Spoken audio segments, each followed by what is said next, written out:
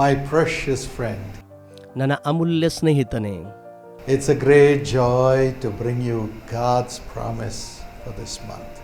ಈ ತಿಂಗಳಿಗಾಗಿ ದೇವರ ವಾಗ್ದಾನವನ್ನು ತರುವುದಕ್ಕಾಗಿ ನನಗೆ ಬಹಳ ಸಂತೋಷವಾಗ್ತಾ ಇದೆ. The Lord has been gracious to carry you and me during the past days and months. ಕಳೆದ ದಿನಗಳು, ಕಳೆದ ತಿಂಗಳಿನಲ್ಲಿ ದೇವರ ಕೃಪೆಯಿಂದ ನಮ್ಮನ್ನು ದೇವರು ನಡೆಸಿದ್ದಾರೆ. As the scripture says, ಸತ್ಯವೇದವು ಹೇಳುತ್ತದೆ, His mercies are new every morning. ಆತನ ಕರುಣೆಯು ಪ್ರತಿದಿನವೂ ಹೊಸದಾಗುತ್ತಾ ಬರುತ್ತದೆ. Great is His faithfulness. ಆತನ ನಂಬಿಗಸ್ತಿಕೆಯೂ ದೊಡ್ಡದು. That's why we are not consumed. ಅದಕ್ಕಾಗಿಯೇ ನಾವು ನಾಶವಾಗಲಿಲ್ಲ. Yes, God is faithful. ಹೌದು, ದೇವರು ನಂಬಿಗಸ್ತನಾಗಿದ್ದಾನೆ. 2 Timothy 2:13 says, even though we have remained unfaithful, yet He is faithful.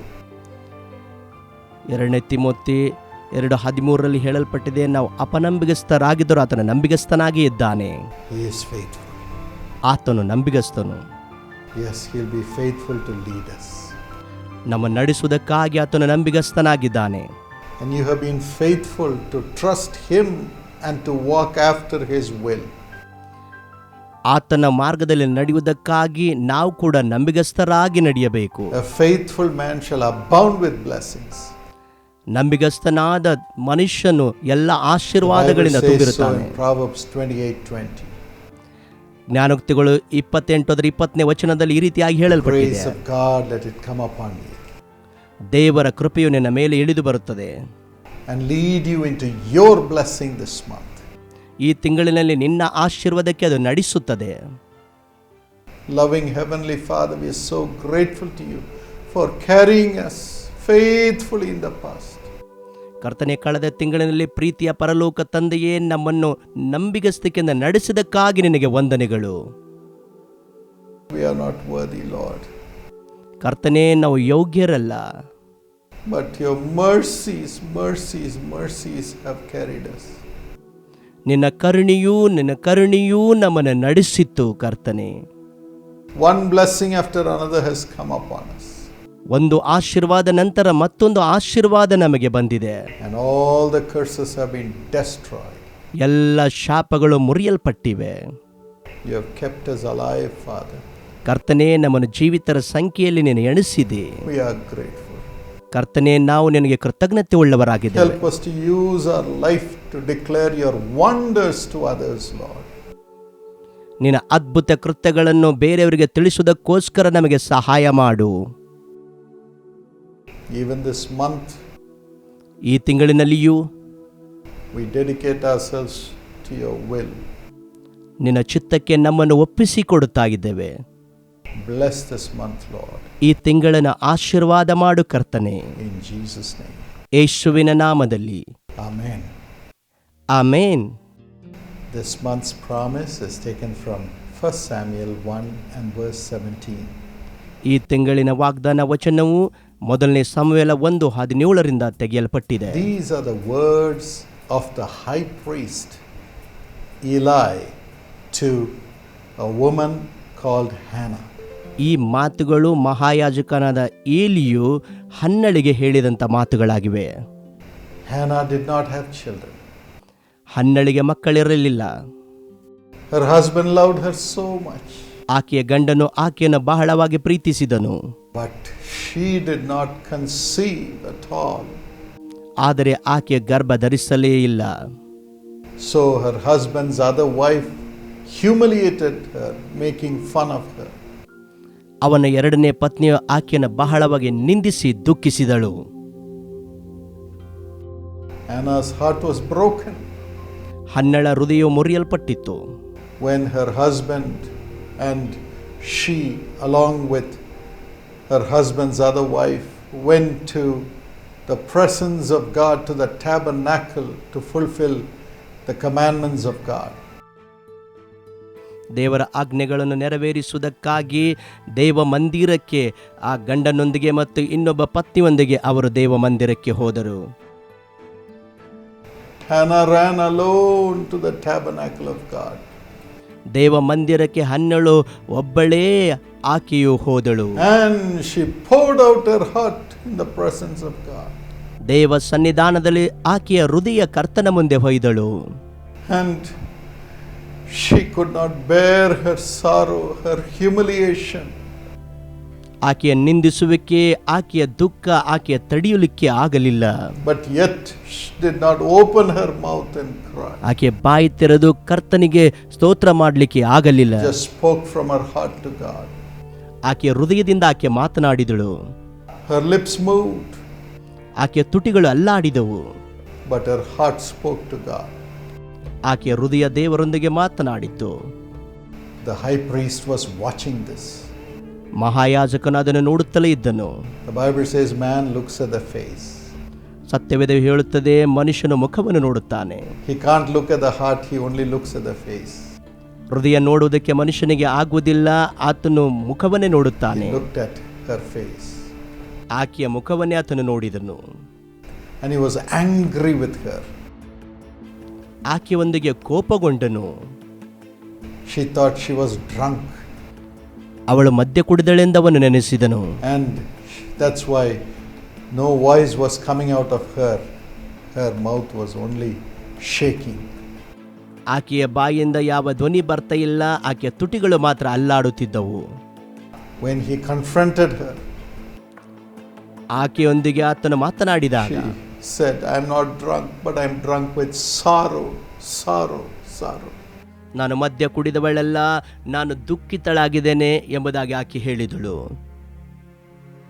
And she told him how she had poured out her heart to God to answer her and give her a child. ಒಂದು ಮಗುವನ್ನು ಕೊಡಬೇಕೆಂದು ಹೇಗೆ ಆಕೆಯ ಹೃದಯ ದೇವರ ಮುಂದೆ ಹೊಯ್ದಳು ಎಂಬುದಾಗಿ ಆಕೆ ಹೇಳಿದಳು. It is at that time the high priest says this promise. ಆ ಸಮಯದಲ್ಲಿ ಆ ಮಹಾಯಾಜಕನು ಈ ಮಾತುಗಳನ್ನು ಹೇಳುತ್ತಾನೆ. Eli answered to Hannah, ಏಲಿಯು ಹನ್ನಳಿಗೆ ಉತ್ತರಿಸುತ್ತಾನೆ, Go in peace, Hannah. ಹನ್ನಳೆ, ಸಮಾಧಾನದಿಂದ ಹೋಗು. Go in peace. ಸಮಾಧಾನದಿಂದ ಹೋಗು. You have poured out your heart to God. ನಿನ್ನ ಹೃದಯವನ್ನು ಕರ್ತನ ಮುಂದೆ ನೀನು ಹೊಯ್ದಿದೀಯಾ. Go in peace to enjoy the blessings of God. ದೇವರ ಆಶೀರ್ವಾದವನ್ನು ಆನಂದಿಸುವುದಕ್ಕಾಗಿ ಸಮಾಧಾನದಿಂದ ಹೋಗು. You cannot but have the peace of God.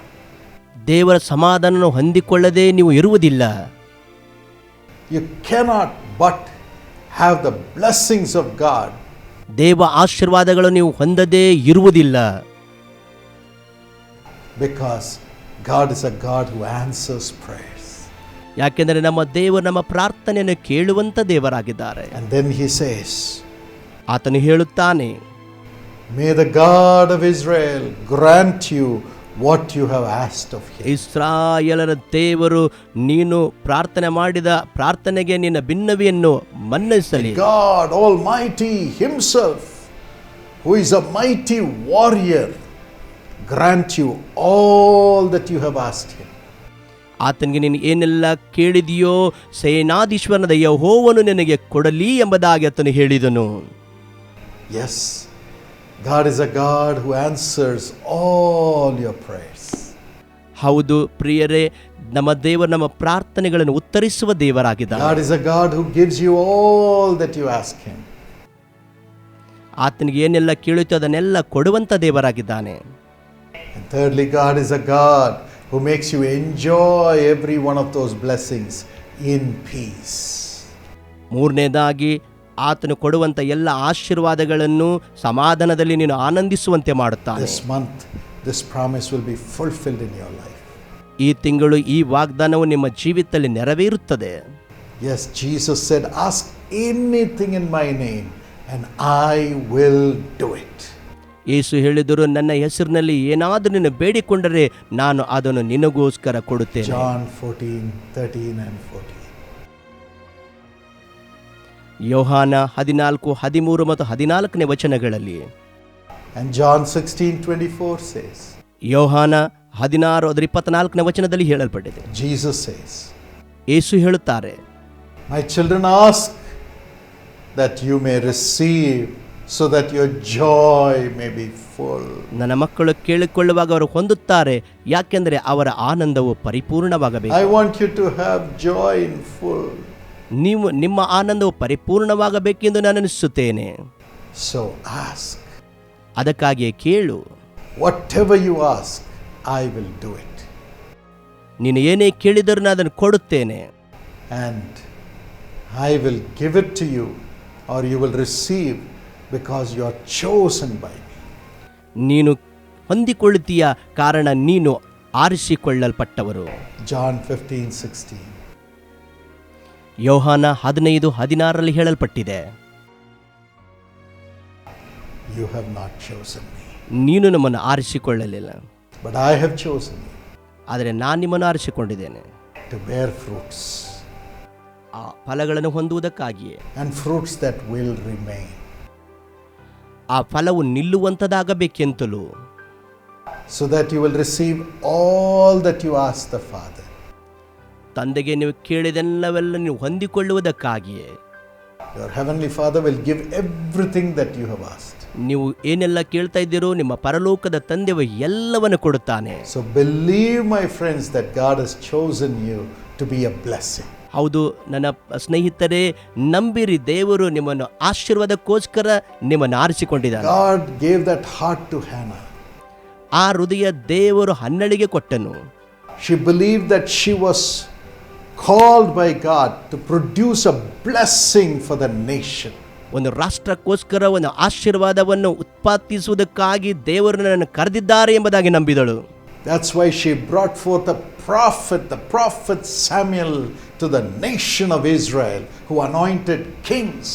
Israel ರಾಷ್ಟ್ರಕ್ಕೋಸ್ಕರ ಒಬ್ಬ ಪ್ರವಾದಿಯನ್ನು, ಸಮುವೇಲನನ್ನು, ಯಾರು ರಾಜರುಗಳನ್ನು ಅಭಿಷೇಕಿಸಲ್ಪಡ್ತಾರೋ ಅಂತ ಸಮುವೇಲನನ್ನು ತಂದಳು. Yes, Eli said, Hannah, whatever you have asked of the Lord, He will give it to you. ಏಲಿಯು ಹನ್ನಳಿಗೆ ಹೇಳಿದನು, ನೀನು ಏನೆಲ್ಲ ಕರ್ತನಿಗೆ ನಿನ್ನ ಕೇಳಿದೆಯೋ ಆತ ನನಗೆ ಕೊಡುತ್ತಾನೆ. I believe she asked God for a prophet. ನಾನು ನಂಬುತ್ತೇನೆ, ಆಕೆ ಒಂದು ಪ್ರವಾದಿಗಾಗಿ ಕರ್ತನಲ್ಲಿ ಕೇಳಿದಳು, Not just a child. ಒಂದು ಮಗುವಿಗಾಗಿ ಮಾತ್ರವಲ್ಲ. That's why she brought forth the prophet of God. ಅದಕ್ಕಾಗಿಯೇ ದೇವರಿಗೋಸ್ಕರ ಆಕೆ ಪ್ರವಾದಿಯನ್ನು ತಂದಳು. Yes, you will bring forth God's prophecies and God's prophets. ದೇವರ ಪ್ರವಾದನೆಗಳು, ದೇವರ ಪ್ರವಾದಿಗಳನ್ನು ಕೂಡ ನೀವು ಕೂಡ ಹೊರತರುತ್ತೀರಿ. That is the mission of Jesus calls now. ಈಗ ಅದೇ ಯೇಸು ಕರೆಯುತ್ತಾನೆ ಸೇವೆಯ ಮಿಷನ್ The ಆಗಿದೆ. Lord told me it's no more going to be one brother Dinakaran, my son. ಮುಂದೆ ಒಬ್ಬ ಸಹೋದರ ದಿನಕರನ್ ಇರುವುದಿಲ್ಲ ಎಂದು ಕರ್ತನು ನನಗೆ ಸ್ಪಷ್ಟವಾಗಿ ಹೇಳಿದನು. This he said in 2008 when I lost my father, brother Dinakaran. ಸಹೋದರ ದಿನಕರನನ್ನು, ನನ್ನ ತಂದೆಯನ್ನು ಕಳೆದುಕೊಂಡಂತ ಕಾಲದಲ್ಲಿ 2008ರಲ್ಲಿ ದೇವರು ಈ He ಮಾತನಾಡಿದರು. said, from now on I'll pour my spirit upon all flesh in the world. ಆತನು ಹೇಳಿದನು, ಈ ಪ್ರಪಂಚದಲ್ಲಿ ಎಲ್ಲಾ ಮನುಷ್ಯರ ಮೇಲೆ ನನ್ನ ಆತ್ಮವನ್ನು ಸುರಿಸುವೇನು, And I'll give you the grace to walk in that power. ಆ ಶಕ್ತಿಯಲ್ಲಿ ನೀವು ನಡೆಯುವಂತೆ ನಿಮಗೆ ಕೃಪೆಯನ್ನು ಕೊಡುತ್ತೇನೆ. And I'm going to raise young people who will see visions. ನಾನು ದರ್ಶನಗಳನ್ನು ನೋಡುವಂತ ಯೌವನಸ್ಥರನ್ನು ಎಬ್ಬಿಸುತ್ತೇನೆ. And your sons and daughters, those who receive me as Lord for the first time in their generation, in their life, they will prophesy. ನಿನ್ನ ಸೇವೆ ಮೂಲಕ ಮೊದಲು ಸಾರಿ ಕರ್ತನನ್ನು ಅವರು ಅಂಗೀಕರಿಸಿದಂತ ಅವರು ಆ ಕರ್ತನ ಹೆಸರಿನಲ್ಲಿ ಪ್ರವಾದಿಸುವರು. Every person who receives me as Lord through your ministry, I will make them prophesy also. ನಿಮ್ಮ ಸೇವೆಯ ಮೂಲಕ ಯಾರು ಕರ್ತನ ಕಡೆಗೆ ಬರ್ತಾರೋ ಅವರು ಪ್ರವಾದಿಸುವಂತೆ ನಾನು ಮಾಡುತ್ತೇನೆ. Revelation 19:10 says, ಪ್ರಕಟಣೆ 19 ಅದರ 10ನೇ ವಚನದಲ್ಲಿ ಹೇಳಲ್ಪಟ್ಟಿದೆ, the spirit of prophecy is the testimony of Jesus. ಈ ಪ್ರವಾದನೆಯ ಆತ್ಮ ಅದು ಯೇಸುವಿನ ಸಾಕ್ಷಿಯಾಗಿದೆ. So the ones whom I have brought to me through your ministry, they will testify about me everywhere with the prophetic power. ನನ್ನ ಮೂಲಕ ನಿಮ್ಮ ಸೇವೆಯಲ್ಲಿ ತಂದಂಥ ಜನರನ್ನು ಅವರು ಪ್ರವಾದಿಸುವ ಸೇವೆಯಲ್ಲಿ ನಡೆಯುವಂತೆ ನಾನು ಮಾಡುತ್ತೇನೆ. This is God's plan for the Jesus Calls ministry that He has given us. ಇದು ದೇವರ ಯೋಜನೆಯಾಗಿದೆ. ಯೇಸು ಕರೆಯುತ್ತಾನೆ ಸೇವೆಗೋಸ್ಕರ ದೇವರು ಇಟ್ಟಂತ To ಯೋಜನೆ. raise Samuels as prophets who would anoint kings to build God's kingdom in the world in the days to come. ಮುಂದಿನ ದಿನಗಳಲ್ಲಿ ದೇವರ ರಾಜ್ಯ ಈ ವಿಶ್ವದಲ್ಲಿ ಕಟ್ಟುವುದಕ್ಕಾಗಿ ಸಮುವೇಲನನ್ನ ಅಂತ ಜನರನ್ನು ಎಬ್ಬಿಸುವುದಕ್ಕಾಗಿ ದೇವರು ಇಟ್ಟಿದ್ದಾರೆ. Yes, you are standing with us to raise God's prophets who would raise God's kings to rule in righteousness in the world. ಈ ಪ್ರಪಂಚದಲ್ಲಿ ನೀತಿಯಿಂದ ಆಡಳಿತ ಮಾಡೋದಕ್ಕಾಗಿ ನಾವು ಕರ್ತನ ಸೇವೆಗಾಗಿ ಪ್ರವಾದಿಗಳನ್ನು ರಾಜರುಗಳನ್ನು ಎಬ್ಬಿಸುವುದಕ್ಕಾಗಿ ಕರೆಯಲ್ಪಟ್ಟಿದ್ದೇವೆ. As a Jesus Calls partner, Yesu ಕರೆಯುತ್ತಾನೆ ಪಾಲುದಾರರಾಗಿ, as a Karunya partner, Karunya ಪಾಲುದಾರರಾಗಿ, as a Sisha partner, ಶೀಷ ಪಾಲುದಾರರಾಗಿ. you are standing with us to raise prophets and apostles as Samuels who would anoint kings to bring righteousness in the world. ರಾಜರುಗಳನ್ನು ಅಭಿಷೇಕ ಮಾಡುವಂಥ ಸಮುವೇಲನನ್ನ ಪ್ರವಾದಿಗಳನ್ನು ಈ ಪ್ರಪಂಚದಲ್ಲಿ ಎಬ್ಬಿಸುವುದಕ್ಕಾಗಿ ಕರೆಯಲ್ಪಟ್ಟಿದ್ದೀರಿ. Spiritual prophets, ಆತ್ಮೀಕ ಪ್ರವಾದಿಗಳು, prophets who would find solutions to human problems through Karunya. ಕಾರುಣ್ಯ ಮೂಲಕ ಮಾನವ ಸಮಸ್ಯೆಗಳನ್ನು ಬಗೆಹರಿಸುವಂಥ ಪ್ರವಾದಿಗಳನ್ನು ತರುತ್ತೀರಿ. Caring for the poor little children, raising them up to be the prophets of God. ಬಡವರನ್ನು, ಚಿಕ್ಕ ಮಕ್ಕಳನ್ನು ಅವರ ಕಾಳಜಿ ವಹಿಸಿ ಮೇಲೆತ್ತುವಂತಹ ಒಂದು ಸೇವೆಯೇ. This through the ministry of Sisha. ಅದು ಶೀಷ ಸೇವೆಯ ಮೂಲಕವಾಗಿ ನಡೆಯುತ್ತಿದೆ. This is our mission. ಇದೇ ನಮ್ಮ ಮಿಷನ್ ಆಗಿದೆ. And you are prophets of God. ನೀವು ದೇವರ ಪ್ರವಾದಿಗಳಾಗಿದ್ದೀರಿ. Standing with us to raise prophets. ಪ್ರವಾದಿಗಳನ್ನು ಎಬ್ಬಿಸುವುದಕ್ಕಾಗಿ ನಮ್ಮೊಂದಿಗೆ As ನಿಂತುಕೊಂಡಿದ್ದೀರಿ. God answered Hannah, ಹನ್ನೆಳ ಪ್ರಾರ್ಥನೆ ದೇವರು ಕೇಳಿದ ಹಾಗೆ God is answering you. ನಿಮ್ಮ ಪ್ರಾರ್ಥನೆಯನ್ನು ಆತನು ಕೇಳುತ್ತಾನೆ.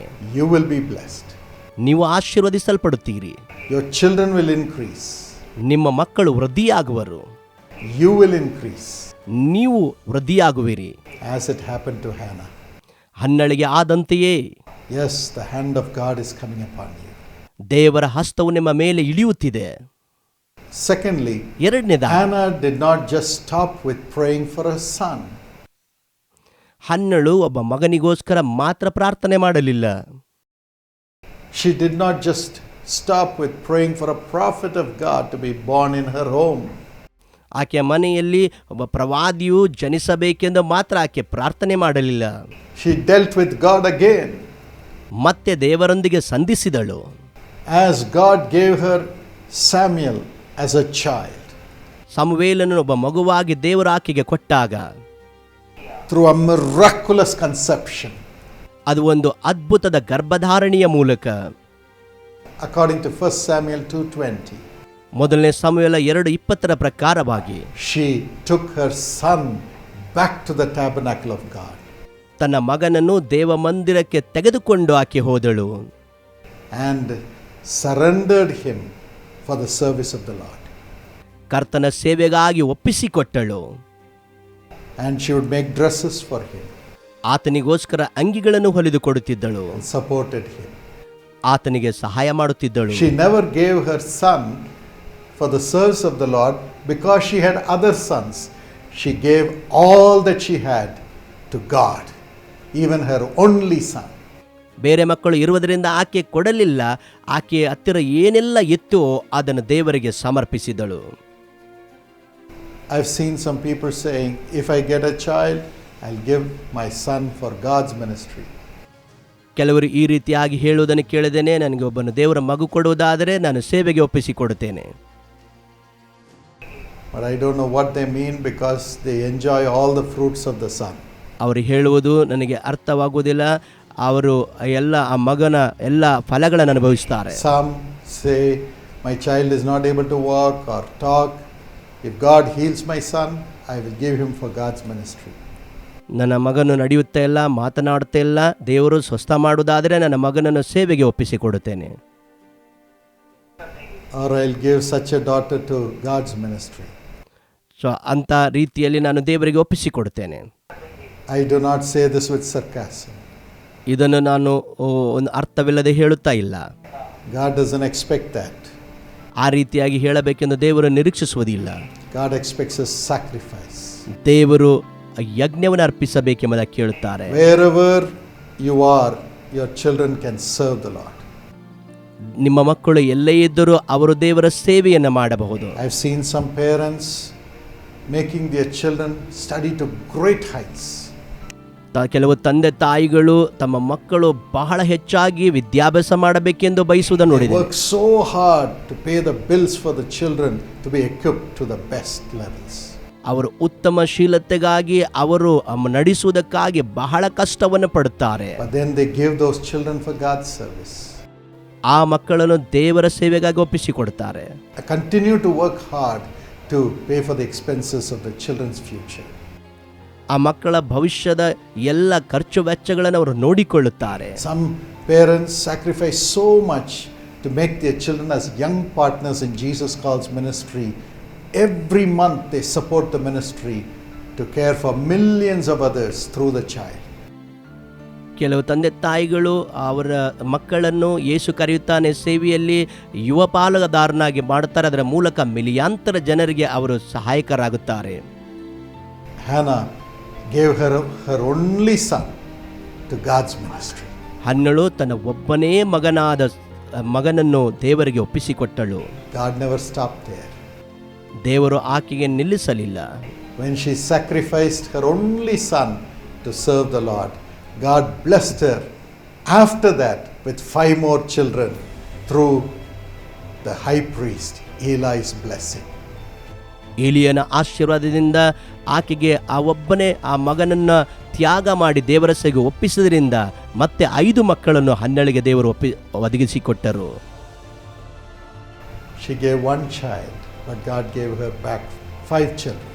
ಆಕೆಯು ಒಬ್ಬ ಮಗನನ್ನು ದೇವರಿಗೆ ಒಪ್ಪಿಸಿಕೊಟ್ಟಳು, ಆದರೆ ಹಿಂತಿರುಗಿ ದೇವರು 5 ಮಕ್ಕಳನ್ನು ಒದಗಿಸಿಕೊಟ್ಟರು. God will bless you also 5 times. ದೇವರು 5ರಷ್ಟು ಹೆಚ್ಚಾಗಿ ನಿಮ್ಮನ್ನು ಕೂಡ ಆಶೀರ್ವದಿಸುತ್ತಾರೆ Through your children, ನಿಮ್ಮ ಮಕ್ಕಳ ಮೂಲಕ, as they become prophets of God for the nations.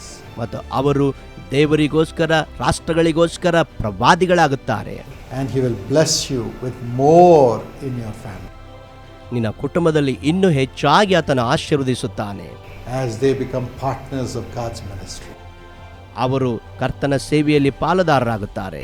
And the word of God's servant will come true. ದೇವರ ವಾಗ್ದಾನವು ನಿಮ್ಮ ಜೀವಿತದಲ್ಲಿ ನೆರವೇರುತ್ತದೆ. As you read in 2 Chronicles 30:27. ಎರಡನೇ ಪೂರ್ವಕಾಲ ವೃತ್ತಾಂತ 30ನೇ ಅಧ್ಯಾಯದ 27ನೇ ವಚನದಲ್ಲಿ ಹೇಳಲ್ಪಟ್ಟಿರುವ ಪ್ರಕಾರ, And Hebrews 13:17. ಇಬ್ರಿಯರಿಗೆ ಬರೆದ ಪತ್ರಿಕೆ 13 ಅದರ 17ನೇ ವಾಕ್ಯ, The blessings and the prophecies given by God through His servants shall come upon your children. ದೇವ ಸೇವಕರ ಮೂಲಕ ಕೊಡಲ್ಪಟ್ಟಂತ ದೇವರ ವಾಗ್ದಾನಗಳು ನಿಮ್ಮ ಮಕ್ಕಳ ಮೂಲಕವಾಗಿ ನೆರವೇರುತ್ತವೆ. And there will be great increase. ಅಲ್ಲಿ ಒಂದು ದೊಡ್ಡ ಸಮೃದ್ಧಿಯಾಗುತ್ತದೆ. May this month be a month when God's peace comes upon you in every area of your life where you lack a blessing. ನಿಮ್ಮ ಜೀವಿತಗಳಲ್ಲಿ ಈ ತಿಂಗಳಿನಲ್ಲಿ ಯಾವ ಕ್ಷೇತ್ರಗಳಲ್ಲಿ ನೀವು ಕೊರತೆ ಉಳ್ಳವರಾಗಿದ್ದರೂ ಅಲ್ಲಿ ದೇವರ ಸಮೃದ್ಧಿ ಕಾಣುವಂತೆ ಮಾಡಲಿ. May God's provisions and answers come upon you, whatever you have prayed for until now. ಇದುವರೆಗೆ ನೀವು ಪ್ರಾರ್ಥನೆ ಮಾಡಿದ ಎಲ್ಲ ವಿಷಯಗಳಲ್ಲಿ ದೇವರ ಒದಗಿಸುವಿಕೆಯೂ ಉತ್ತರವೂ ಒದಗಿ ಬರಲಿ. But you make a covenant to give back everything that the Lord gives to Him to serve the Lord. ಕರ್ತನ ಸೇವೆಗೋಸ್ಕರ ದೇವರು ಕೊಟ್ಟದನ್ನು ಮತ್ತೆ ತಿರುಗಿ ಆತನ ಹಿಂತಿರುಗಿ ಕೊಡುವುದಕ್ಕೆ ದೇವರು ನಿಮಗೆ ಸಹಾಯ ಮಾಡಲಿ. As the scripture says, as for me and my household, we will serve the Lord. ಸತ್ಯವೇದವು ಹೇಳಲ್ಪಟ್ಟಿರುವ ಪ್ರಕಾರ ನಾನು ನನ್ನ ಮನೆಯವರು ಯೆಹೋವನನ್ನೇ ಸೇವಿಸುವೆವು. Father, bless your children. ತಂದೆಯೇ ನಿನ್ನ ಮಕ್ಕಳನ್ನು ಆಶೀರ್ವದಿಸು. Let these promises be fulfilled in their lives. ಈ ಎಲ್ಲ ವಾಗ್ದಾನಗಳು ನಿನ್ನ ಮಕ್ಕಳ ಜೀವಿತದಲ್ಲಿ Give ನೆರವೇರಲ್ಪಡಲಿ. them the grace to fulfill this covenant in your presence. ಈ ಒಡಂಬಡಿಕೆಯು ನಿನ್ನ ಸನ್ನಿಧಾನದಲ್ಲಿ ನೆರವೇರುವಂತೆ ಮಾಡು. We give you all the glory for your blessings upon them this ಈ month. ತಿಂಗಳಿನ ಮಕ್ಕಳ ಮೇಲೆ ನಿನ್ನ ಆಶೀರ್ವಾದಕ್ಕಾಗಿ ಎಲ್ಲ ಮಹಿಮೆ ನಿಮಗೆ ಕೊಡುತ್ತೇವೆ. In Jesus' name.